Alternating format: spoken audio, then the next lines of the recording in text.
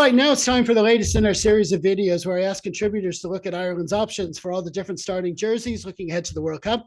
First up this time is Pádraig Kelly, who's also known on social media as the second row, so it's no surprise that he's opted for the number 5 jersey.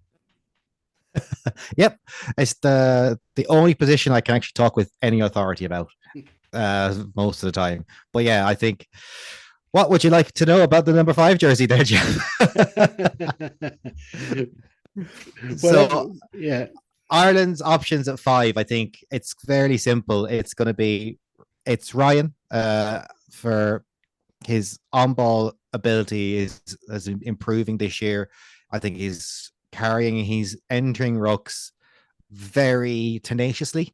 I want to say I don't want to go. He's not quite a Scott Barrett, but he's definitely bringing that physicality to a role that he had lost.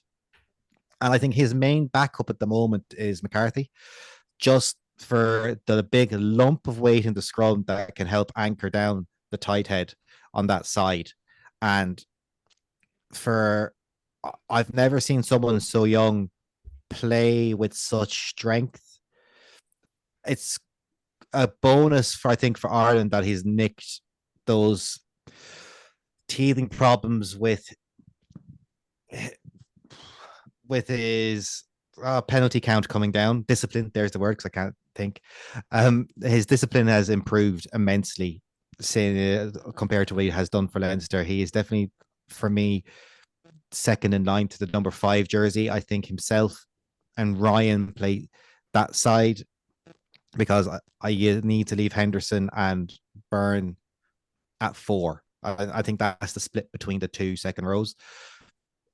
Ryan, for me, feels one of the leadership roles in the team. I think it's one of the spots that I do think Ireland miss Sexton in that when he's not playing because of it. There's a lack of on ball, on pitch leadership at times.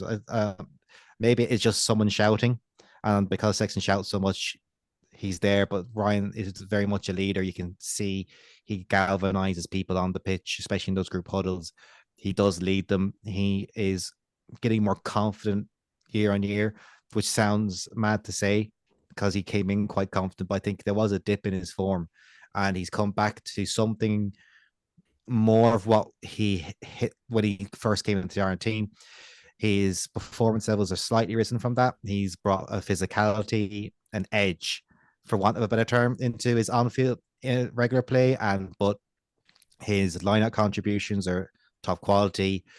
His set piece work is very good. I think Ireland's scrum has its weaknesses, but I don't think it's due to him. I think there's a few technical issues that we're just getting done by, and if we can sort them out, I don't think there's a true second row issue there, especially with Joe McCarthy as his backup, who can be just a big lump if we're really worried.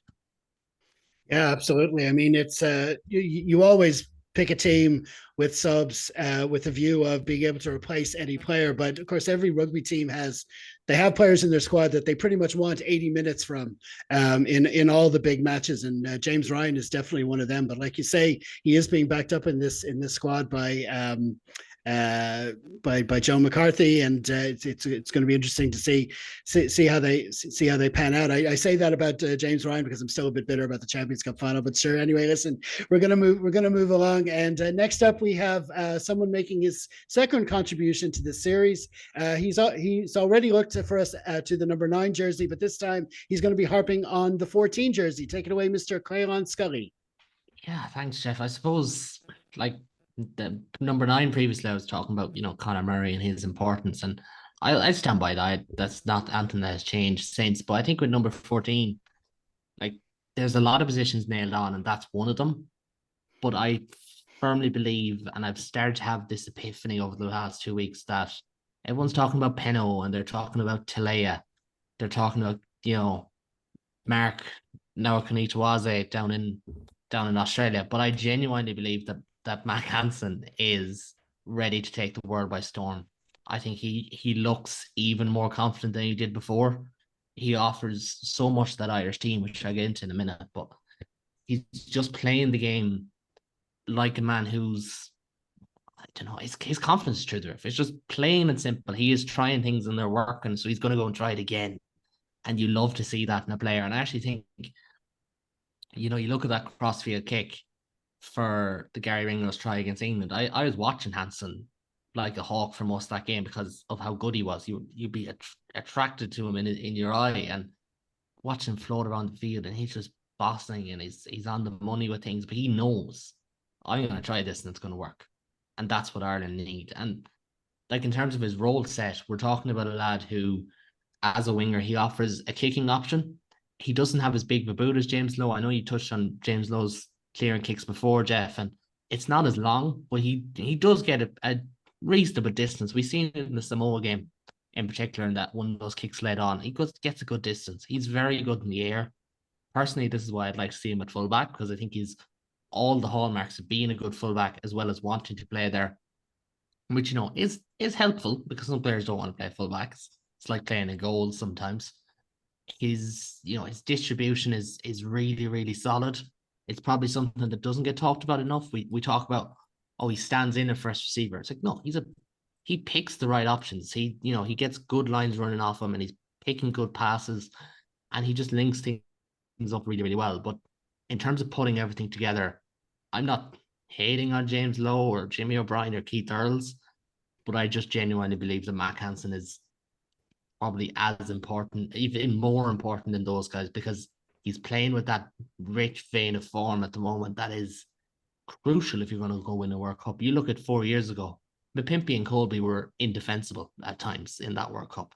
Nahe Milner-Scudder and Richie Kahui, people may not remember them as much, but they were unbelievable for New Zealand in their 2 wins.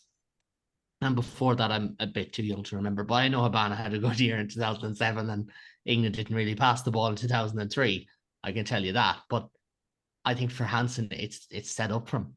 I really, really do. And I think going forward, I'd like to see him possibly try it at 15, in case Hugo Keenan goes down, because I feel like it's a viable option. Now, it'd have to happen at Connacht first, but that's certainly something that I think Andy Farrell could whisper in their ear.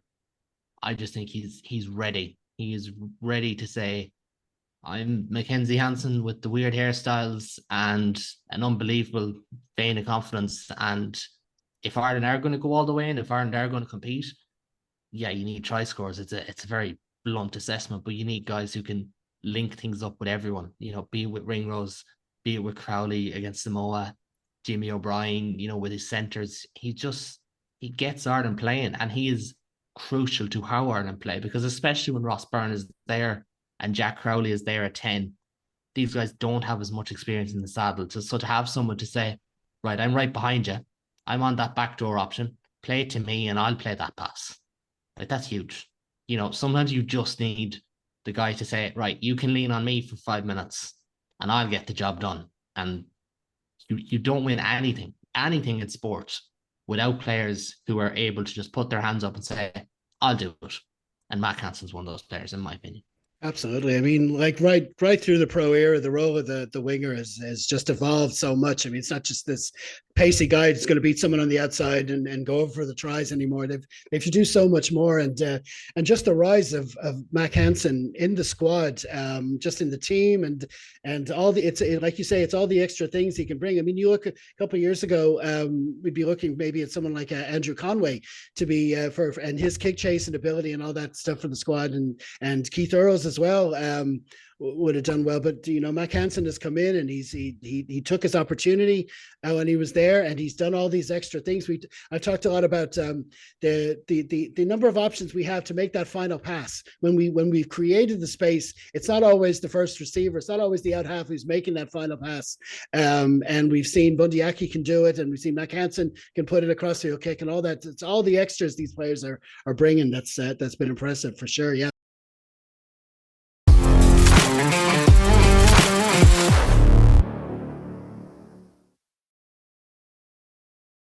As the opening kickoff of the Rugby World Cup looms large, I'm going to take you through a canned bio of each of Ireland's options at open side and then briefly discuss how I see them being used. Now, Josh van der Flier, he's almost exclusively an open side flanker with a 100% start rate there last season across all competitions. He played in 2 of the warm-up matches for Ireland for a total of 160 minutes, And his consistency and work rate make him the front runner at open side. His tackling proficiency, ruck work, and carries off the line out are standout features of his game. Pierre O'Mahony is our versatile back row with starts distributed as 88% at blindside flanker, 11% at open side flanker, and 1% at number 8. He also played in 2 of the warm-up matches for a total of 74 minutes, and O'Mahony's leadership and experience are invaluable. While primarily a blindside, his adaptability means he can slot into the open side role when needed. Now, Caolán Doris, a back row dynamo with starts distributed at number 8, 62%, 35% at blindside flanker, and 2% at open side flanker. That was during the warm-ups. He played in all 3 of the warm-up matches for a total of 171 minutes. Now, Doris, primarily a number 8, offers a different dynamic when played at 7. His ball carrying and line-out abilities add another dimension to the Irish attack. Now, in terms of options, Van der Flier is the natural starting choice, given his natural fit for the role and proven ability. Expect him to start in the high-stakes matches and bring his relentless energy to the breakdown. O'Mahony is more of the tactical choice. In games where adding experience and leadership are paramount, O'Mahony could be the go-to. His versatility means we'll likely see him as a superb bench option for when the game requires a bit of dog to see it out. Now, Doris is the potential wild card. If Ireland opts for a more physical back row with an emphasis on ball carrying and line-out options, Doris could be a surprise pick. He's also a live option to start should anything happen to Van der Flier, depending on how they want to balance the back row. Now, this brings me to a point of concern about the lack of a specialist open side replacement.